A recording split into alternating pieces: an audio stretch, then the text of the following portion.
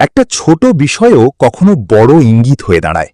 সম্প্রতি টলিপাড়ার এক বন্ধুর জন্মদিনের পার্টিতে রণজয় বিষ্ণু উপস্থিত ছিলেন, কিন্তু শ্যামপ্তি মুডলিকে দেখা যায়নি। সাধারণত যেখানে দুজনকে একসাথে দেখা যায়, সেখানে শ্যামপ্তির অনুপস্থিতি অনেককেই ভাবিয়ে তুলেছে। এই বিষয় থেকেই গুঞ্জন আরও জোরালো হয়েছে। শ্যামপ্তি কি মা হতে চলেছেন? পার্টিতে উপস্থিত একজন জানান, রণজয় নাকি বারবার বলছিলেন শ্যামপ্তি এখন বিশ্রামে আছে। এই কথার পর থেকেই উপস্থিত সবাই বুঝতে পারছে বিষয়টা হয়তো বিশেষ কিছু। আরও শোনা যাচ্ছে শ্যামপ্তি এখন রাত জাগা বা ভিড় এড়িয়ে চলছেন, তাই এই ধরনের অনুষ্ঠান থেকে দূরে থাকছেন। রণজয়ও নাকি এখন খুবই সচেতন। তিনি আগে যতটা সময় বন্ধুদের সাথে কাটাতেন, এখন সেই সময়টা কমিয়ে দিয়েছেন।